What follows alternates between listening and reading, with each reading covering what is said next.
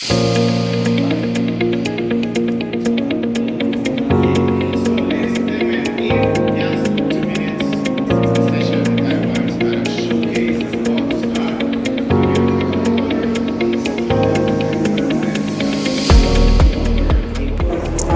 this is Sagan, SVP of SDS Optic.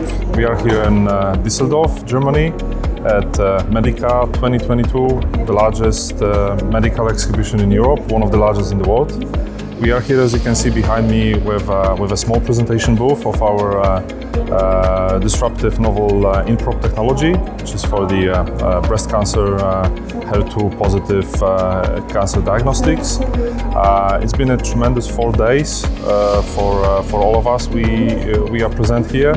We had a lot of visitors, very interesting discussions, including with regulatory representatives, with big corporates also. Also the other startups dealing in different cancer diagnostic space. We also had an opportunity to present our technology in front of the audience at the MEDICA Health Forum. You will see this recording very soon, and we will keep you posted. Thank you all for visiting us, and we hope to see you soon next year also at MEDICA. We always put all the up-to-date information in our Facebook, Twitter, and LinkedIn accounts. So feel free to join there, have a look, and keep in touch. SDS Optic and its materials Sagan. Here, okay. On my stage, here's the ticket. It is here.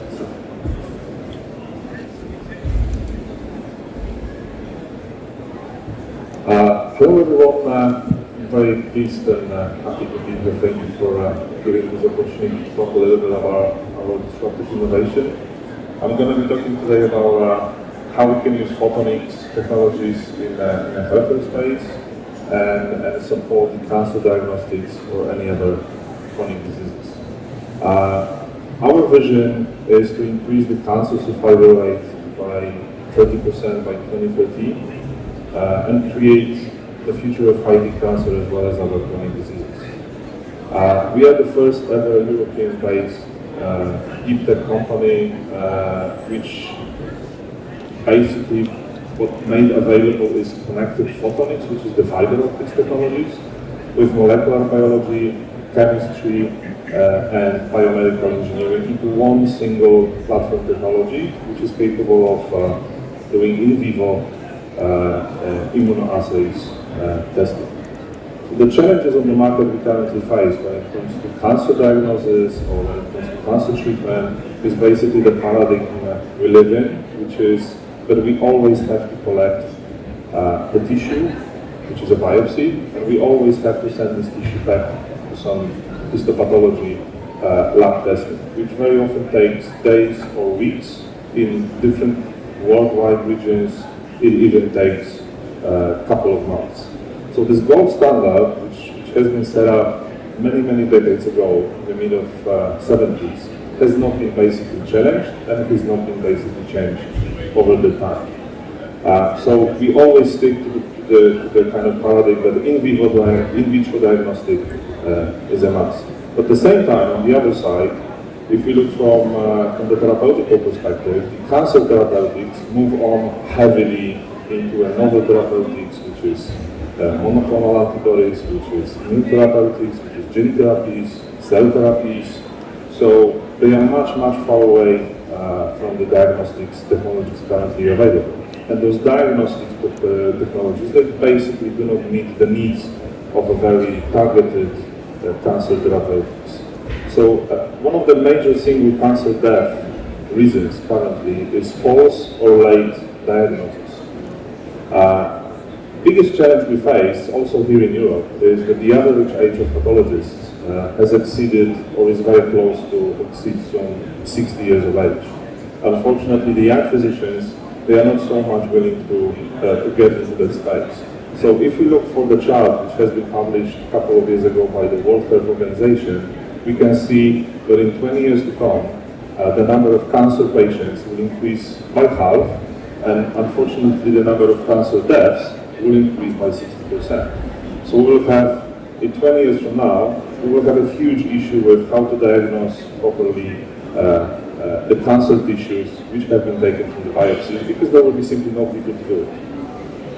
So the global market for the cancer marker diagnosis currently, when we focus only one, which is our first major focus for the moment, which is HER2 positive breast cancers, there's more than 13 million tests being histopathology examinations being done on a yearly basis, growing double digit. This is also because the cancer therapeutics is available on the other side. So what we did is we created the first ever in vivo photonics real-time immunoassay platform technology, which is merging fiber optics with both biology, chemistry, and biomedical engineering. So this is a device which is for rapid detection of a cancer biomarkers. The first indication, which is HER2 protein in a breast cancer, which is very aggressive form of breast cancer. This is developed to reduce diagnosis time, so we can do it in real time, 15 up to 20 minutes. Increasing precision, we are not collecting any tissue samples, so this is not any biopsy technology, and improve efficacy of targeted cancer therapeutics. So we can clearly say that this patient will respond to this type of cancer therapeutics.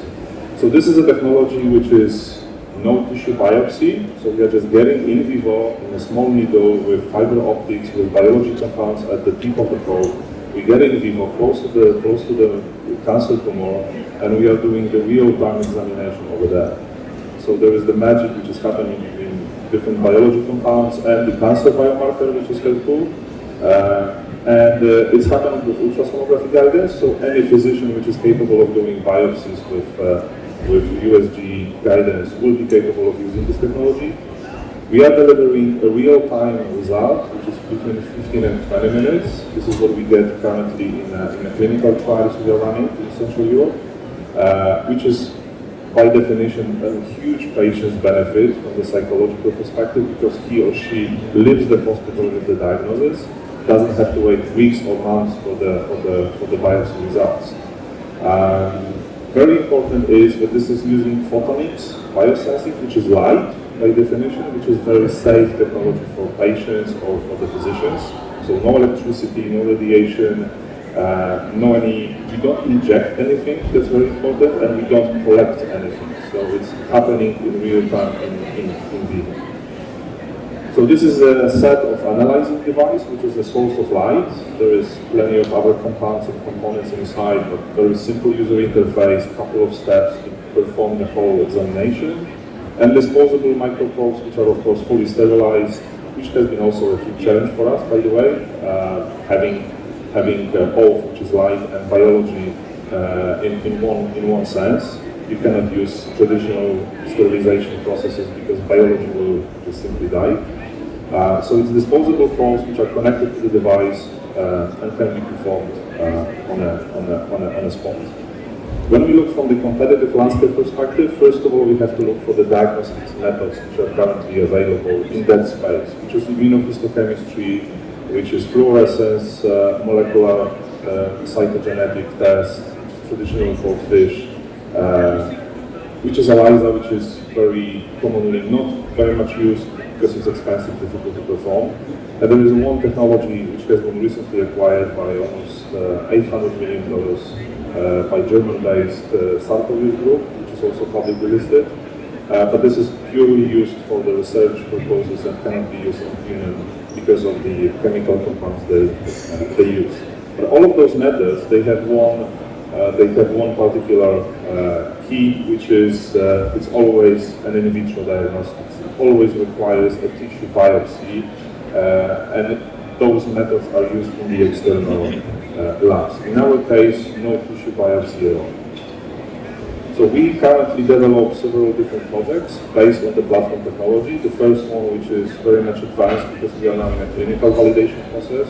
We are just wrapping up phase 1, which is a safety study with 20 patients, and we will move into 200 patients in 5 cancer centers, breast units in Central Europe in a couple of weeks.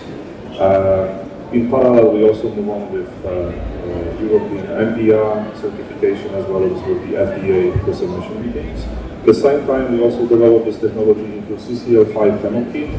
This is a This is a typical biomarker which exists in the lymph node system. So, and it's overexpressing heavily when there are metastases of the breast cancers into different other areas like stomach or liver or brain.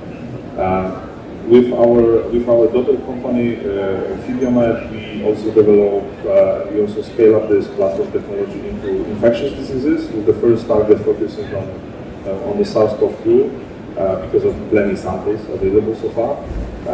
We are now with the MVP. So what we want to do with infectious diseases, we want to create a device which is going to be capable of doing at least 100 samples at once, diagnostics, to fight with some kind of large volume, which was a case in a pandemic we had, where it's always a paradigm of one sample at a time. If it's PCR or if it's antigen, you always can do only one sample with one test run.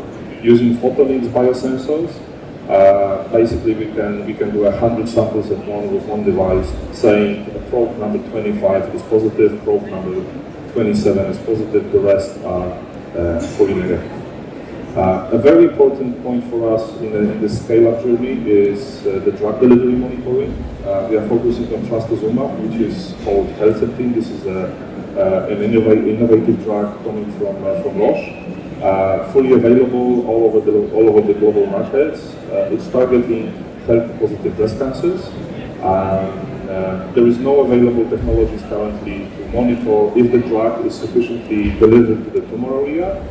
Normally, there is a biopsy which is happening like 6-7 months after the first injection, and then comparing those two tissue samples. With our technology, we can get in 2-3 days afterwards, after the drug injection, and just saying purely if the drug is delivered in a tissue cancer. Because if it's not, maybe it's a matter of dosing, maybe it's a matter of false diagnosis, and the patient is capable to get back on track very quickly. This technology has a tremendous opportunity to scale up in any other different areas, which is endoscopy diagnosis. So we can imagine ourselves being a part of endoscope. So getting in with colonoscopy or any other procedures into the colon area, into the stomach area or lung area, and doing the same in vivo real-time biology assessments. Or eye diseases, which is very important scope for us and where we are focusing very much currently.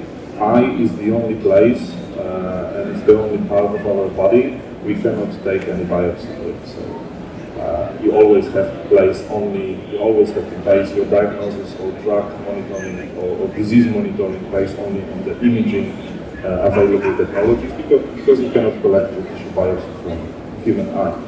So our technology is capable of getting inside, getting in vivo, into the retina area and assess some particular biological compounds which are behind a different retina disorders. We are looking for some corporate partnering as well as potential M&A targets with production logistics, global scalability. We are building up now in Poland a pilot production for the probes in a clinical environment. Helping us also to reach wide scope of key opinion leaders as well as with regulatory and reimbursement potential partners. Thank you very much, and I'm pleased to answer any questions you may have. As well as we are also over there in the Startup Park, so please feel free to join and just have a good conversation. Thank you.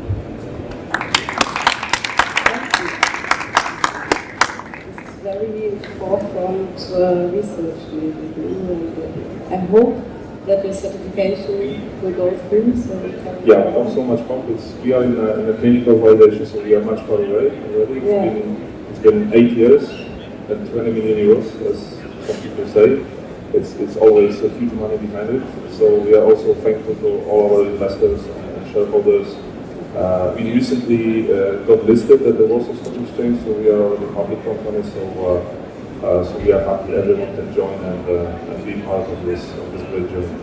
Yeah, that's interesting information. Thank you very much. Does the audience have some questions? If later, we can meet him with this innovative startup on the startup platform. Yeah. Thank you. Thank you very much.